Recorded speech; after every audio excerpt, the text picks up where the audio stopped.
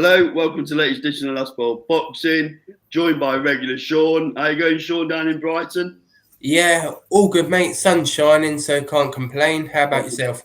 Yeah, not bad. Sun's shining in Nottingham, so you got to be thankful for any sunny day, haven't you, in the UK?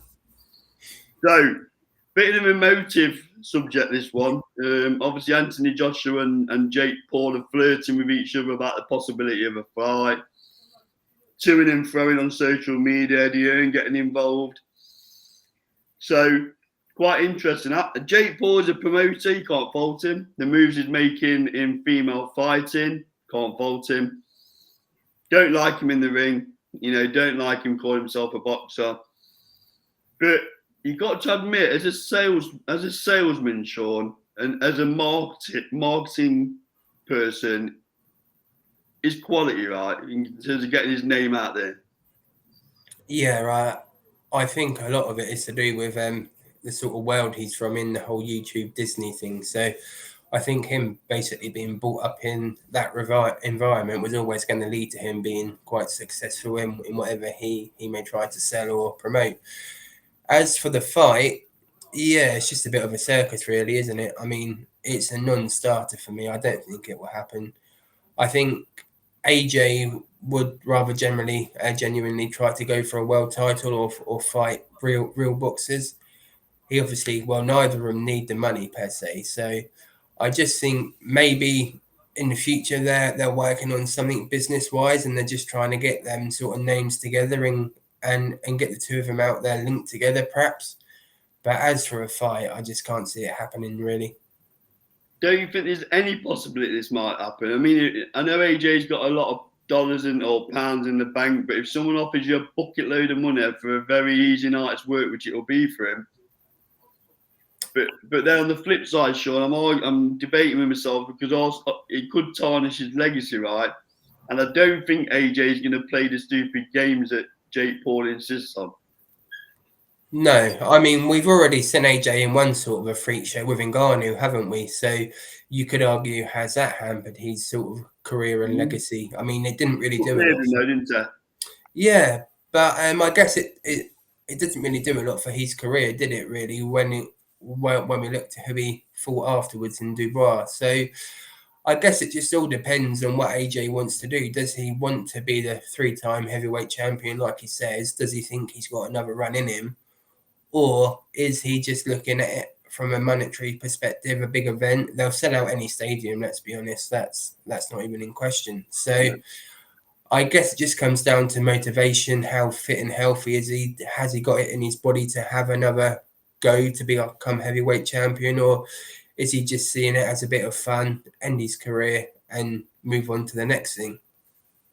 Just on AJ, I can't see him winning a world belt again with the sort of people that are around that upper echelons world title, even fringe world title.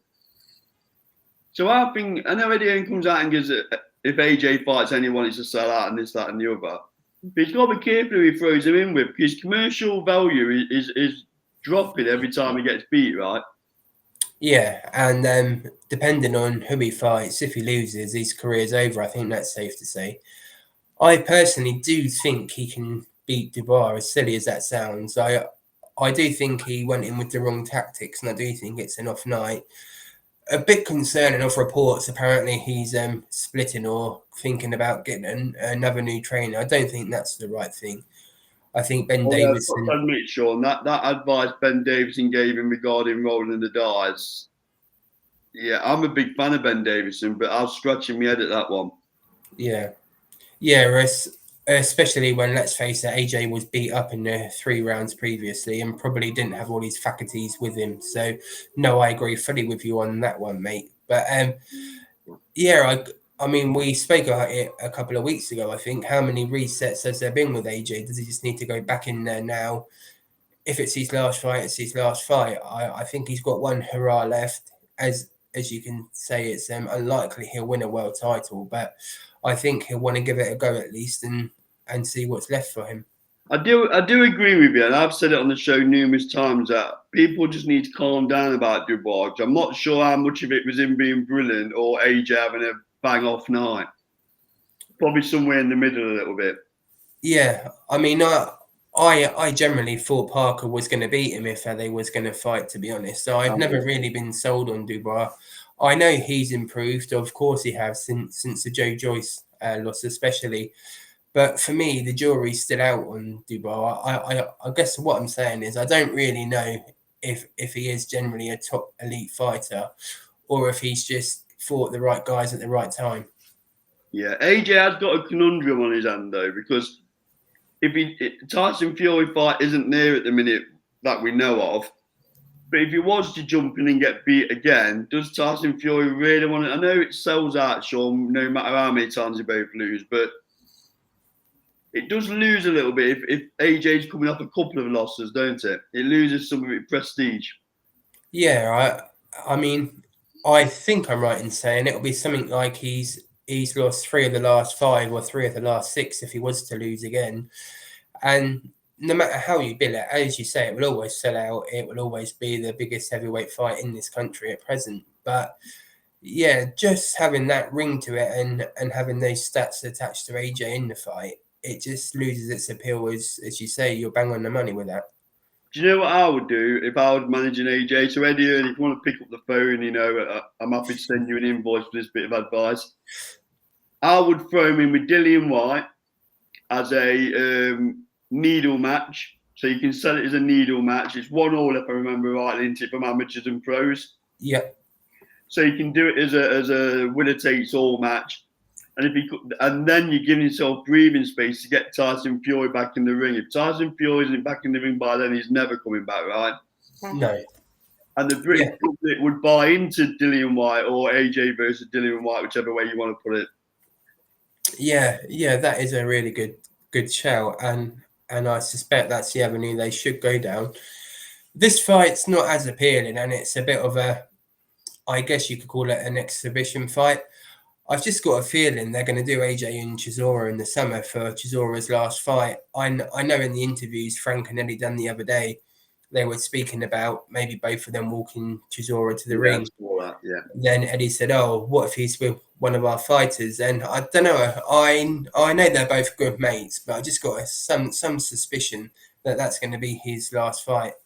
Yeah, I mean, you can fight your mates, can't you? What happened? You're just not mates for however long the fight lasts for, right? But and also, if the pound note's right, you do it. Yeah, as I say though, I think if it does happen, it'll be like a glorified exhibition, a bit like the Chisora Fury fair fight. Yeah, I think AJ would take Chisora. I think he's still got enough left to take him out. Yeah. So AJ versus Paul was saying a bit of nonsense. We think it's a marketing PR to get both the names out there for some reason that we might learn about later on in the year or maybe next year.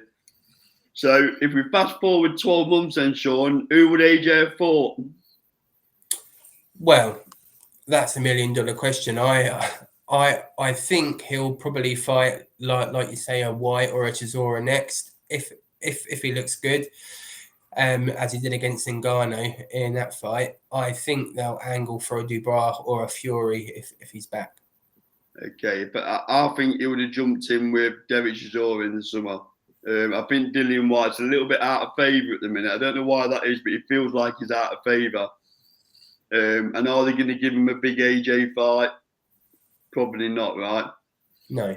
I'm right in thinking Dillian White's with Queensbury at the minute. Yeah, I think he's still a free agent from all the reports. I don't think he could go with anyone then. Yeah.